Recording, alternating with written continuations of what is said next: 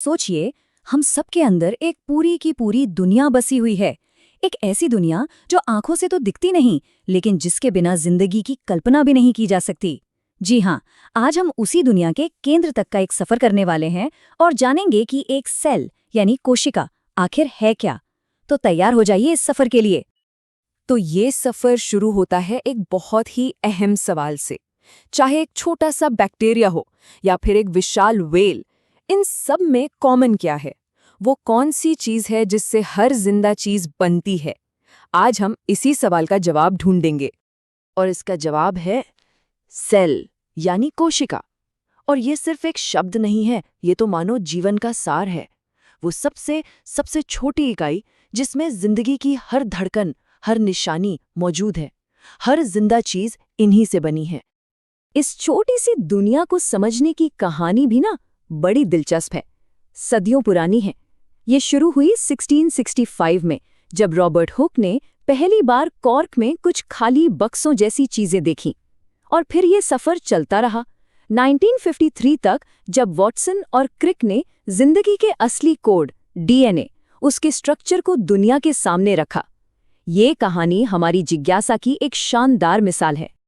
तो चलिए अब अपने सफर की शुरुआत करते हैं और सबसे पहले देखते हैं कोशिका के बाहरी हिस्से को, उसकी बाउंड्रीज को। ये वो दीवारें हैं जो सेल को बाहरी दुनिया से बचाती भी हैं और अलग भी करती हैं। तो सबसे पहली बात, सारी कोशिकाएं या सेल्स एक जैसी नहीं होती। मोटे तौर पर इन्हें दो बड़े ग्रुप्स में बांटा जा सकता है। एक है प्रोकैरियोटिक, जो बहुत सिंपल होते हैं और उनमें कोई असली न्यूक्लियस यानी केंद्रक नहीं होता। और दूसरे हैं यूकैरियोटिक, जो कॉम्प्लेक्स होते हैं और उनमें एक प्रॉपर ऑर्गेनाइज्ड न्यूक्लियस होता है, जैसे कि हमारे अपने सेल्स। और पता है, ये छोटा सा फर्क ही उनके जीने का पूरा तरीका बदल देता है।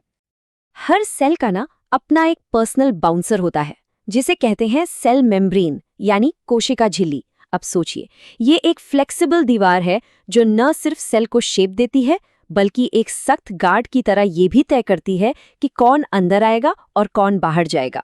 बिल्कुल वीआईपी एंट्री जैसा मामला है। अब कुछ सेल्स के पास होती है एक एक्स्ट्रा लेयर की सिक्योरिटी, जिसे कहते हैं सेल वॉल यानी कोशिका भित्ति।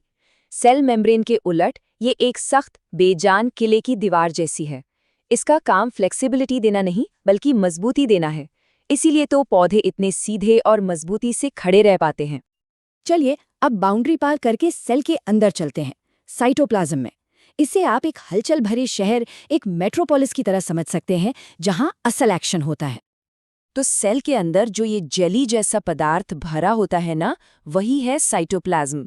ये सिर्फ खाली जगह नहीं है, ये उस शहर की सड़कें हैं, गलियां हैं, जहां सारे जरूरी ऑफिसेज यानी ऑर्गेनेल्स तैर रहे हैं और अपना अपना काम निपटा रहे हैं।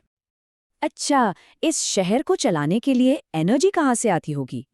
तो यहीं पर एंट्री होती है माइटोकॉन्ड्रिया की। इन्हें सेल का पावर हाउस भी कहा जाता है, और ये नाम बिल्कुल सही है, क्योंकि यहीं पर सेल के सारे कामों के लिए एनर्जी बनती है। और माइटोकॉन्ड्रिया के बारे में एक बहुत ही हैरान करने वाली बात बताऊं, इनका अपना खुद का डीएनए होता है।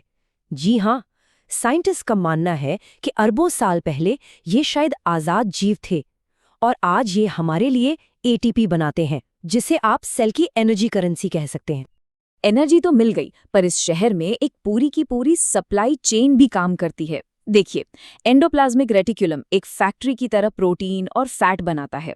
फिर गोल्जी बॉडीज यानी पोस्ट ऑफिस इस सामान को पैक करके सही एड्रेस पर भेज देता है।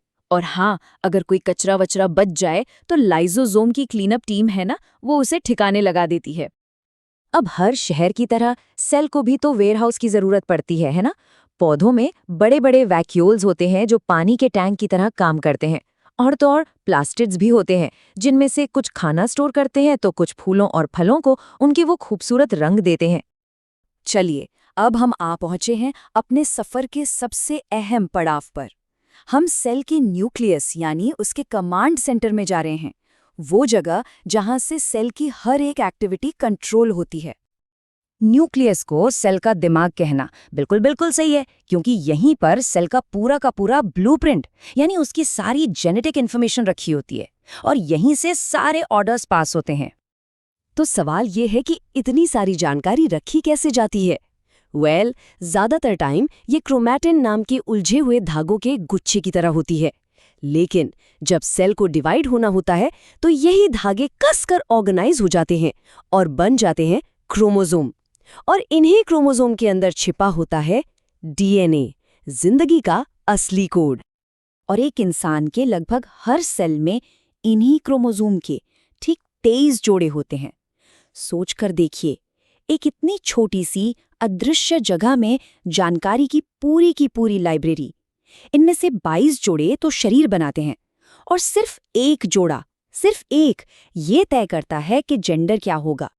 तो अब आते हैं हमारे सफर के आखिरी पड़ाव पर, ये समझना कि ये कमाल की मशीन खुद को कॉपी कैसे करती है।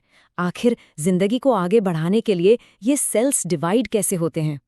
सेल्स के डिवाइड होने के 2 मेन तरीके हैं। एक है माइटोसिस, ये शरीर की ग्रोथ और रिपेयर के लिए होता है, जैसे जब कोई चोट ठीक होती है, इससे 2 बिल्कुल एक जैसी सेल्स बनती हैं। और दूसरा है मियोसिस, ये होता है अगली पीढ़ी बनाने के लिए, और इससे 4 यूनिक सेल्स बनती हैं। तो ये है पूरी तस्वीर।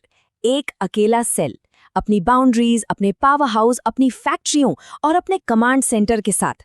सच कहूं तो ये अपने आप में एक पूरा का पूरा यूनिवर्स है, एक इतनी कॉम्प्लेक्स और खूबसूरत मशीन जो जिंदगी को मुमकिन बनाती है।